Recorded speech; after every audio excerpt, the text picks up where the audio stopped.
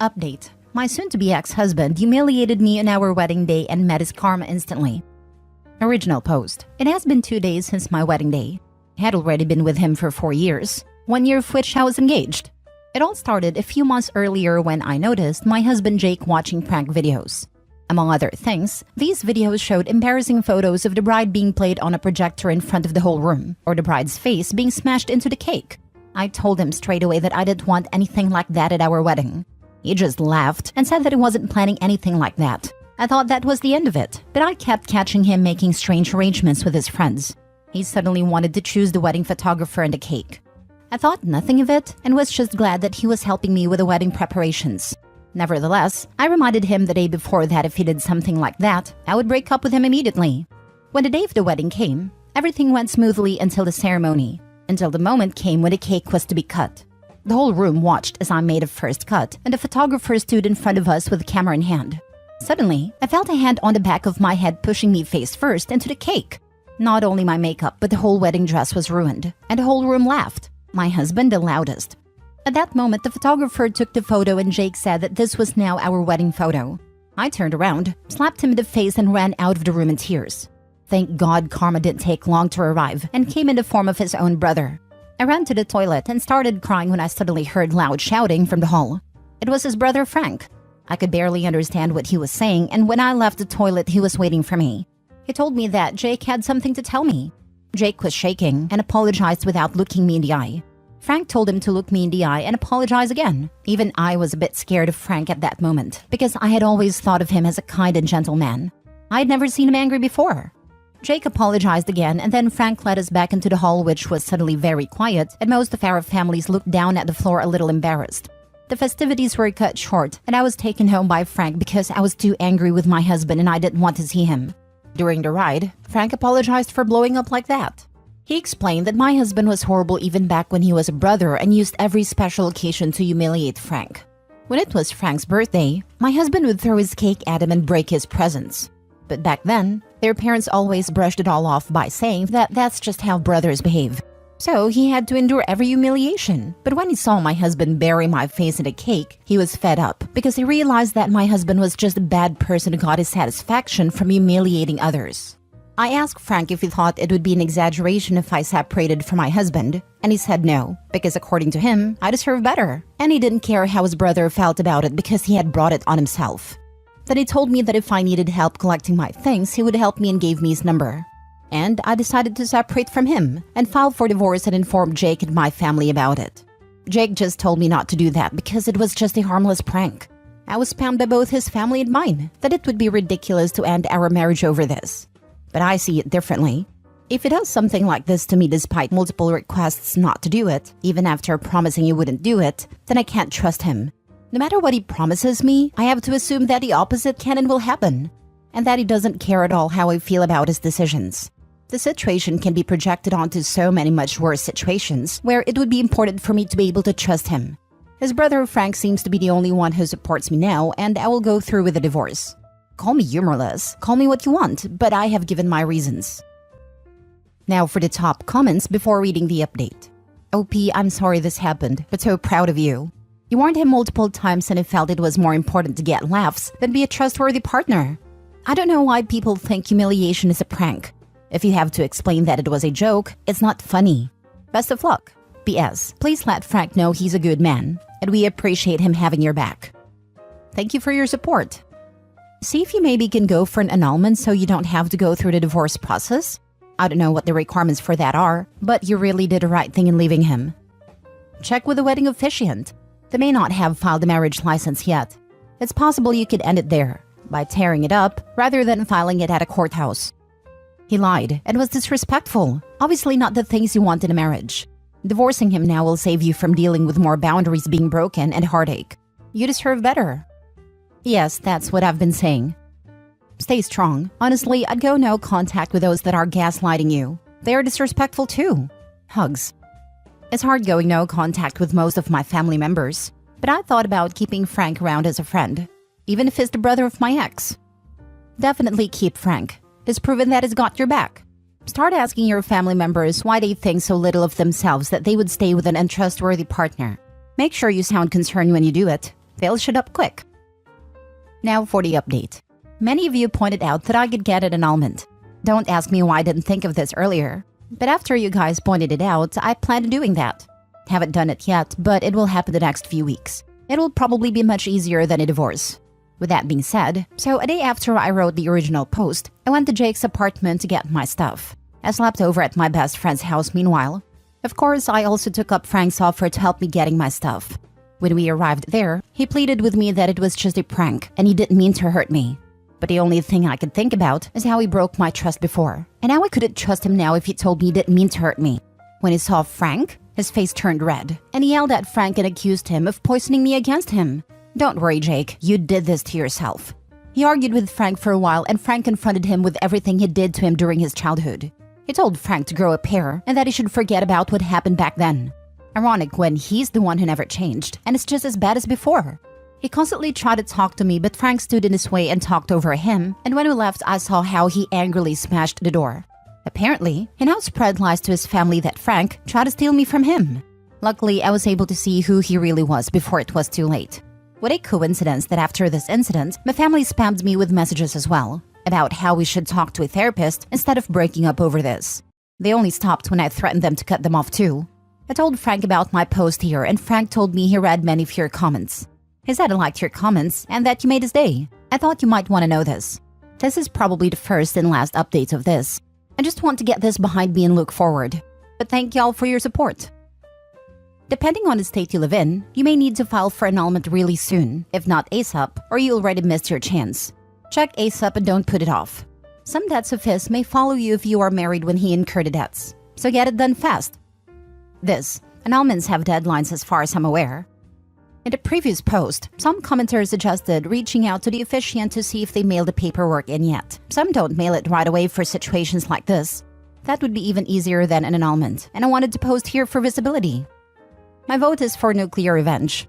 Agree to take Jake back only if he hosts a whole second wedding. One is identical to the first as possible. He has to do all the legwork and set everything up. He has 4 months to make it happen. Then just don't show up. Let all your family know. Let his brother know. No one else. By the way, this was mainly a joke. I hope no one takes it seriously. OP, I'm sorry you had to wait to find this all out this way, but it beats finding out in 2 to 3 years. Good luck in the future. I know it's a joke, but still, even if I took him back for that, it still would be way too risky in my opinion. Don't take that POS back. I just read both posts to my husband and we are both in awe what an a-hole that man is. I'm so sorry this happened to you. Next story. My husband thinks I slept with another man, but the reality is different. I caught my husband of 10 years cheating on me with multiple women. He bragged about how he was able to get laid. I know one woman who was 19 years old. It seems like it was just an ego boost for him. I always knew he had issues with his ego. He was a very insecure man. Whenever someone does something better than him, he would get jealous. Looking back, I regret choosing him, because I thought that he was a sweet person, so it didn't matter if he's a bit egotistical. When I found out that he was cheating, I left him and took my kids with me. I also exposed his affairs. He has since been begging me to take him back. I know for sure he is begging because his mom kicked his butt, and no one is taking his side. His last move is to make me reconcile with him so that he is somewhat acceptable. I refused, because all the things he said about me, about my body, he can never come back from it. I nearly died after giving birth to my son, and all he said was that my body's ruined. So my friend gave me an idea to hook up with someone else as a revenge. I was hesitant. I'm not someone who can do random hookups. So I staged a lie. With the help of my friends, I staged having a revenge affair. The last time he came to convince me, he said he cut off all contact with his affair partner and got himself into therapy. I wasn't satisfied. I wanted to crush his ego and crush his confidence. Told him that I slept with someone else. At first, he didn't believe me. Told me I was lying. So I pulled out my phone where there was text exchange between me and a random guy, which was just me and my friends chatting. We exchanged pics, fake pics, and there were spicy messages. He started to believe me. He pestered to know more about this guy. I made up a story how he is someone I met at the gym. I can see him losing his mind. He started cursing me, "How can you do this to me?" He started asking me questions. Did you use protection? How many times did you do it? Did he make me come? The last thing that actually broke him was when he asked my friend about it. She's the friend with whom I'm staying currently. She lied to him and said that we were making noises all night. And I sent my kids to my mom's for that. I can see my cheating husband having a meltdown. He really thought he was all that. I might end up hooking up with a random person because I'm done with him and I'm done with our marriage. Now for the top comments. He sounds like a narcissist. You deserve better. To add more, he texted me and said I shouldn't think I'm better because I slept with a man out of my league. He will still not be with me and he just used me for release. Yeah, just add this to your evidence pile and contact a lawyer. See if he will leave the home so you can stay put. Unless you feel unsafe, then leave if you need to.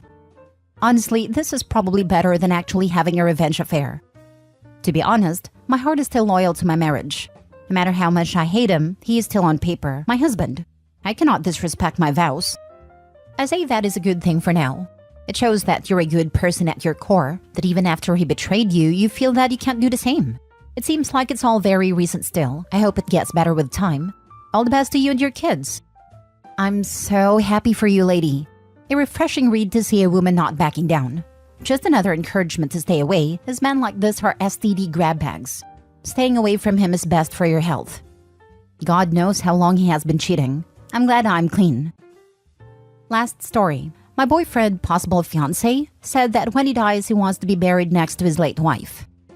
For some context, my boyfriend was married to his late wife for 4 years and dated for 6 prior to that. They have a son together. I know my boyfriend, whom I'll name Glenn for the sake of the post, was deeply in love with her. They're high school sweethearts who got married in their 20s. He only began dating again like 8 years after her passing. Now, we've been together for 5 years and I'll admit that at first, I used to be jealous and insecure about Glenn's late wife. I thought that him still loving her meant he could never love me, and I was just supposed to be her replacement. We actually broke up in our first year. It only got together because of the next Valentine's Day. Glenn wrote me a letter professing what he felt for me and we decided to have a talk. I understood that our love and their love are different, and what he feels for her doesn't undermine what he feels for me. I tried to avoid the if she were alive kind of train of thought because it's hurtful for both him, me, and their son.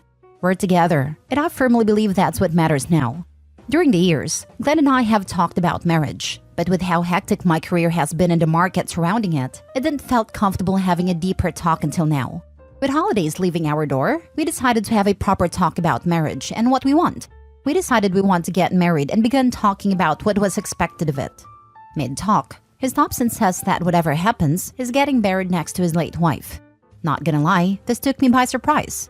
I said there was no need to rush and we could talk about funeral arrangements later. He said we could, but that was done.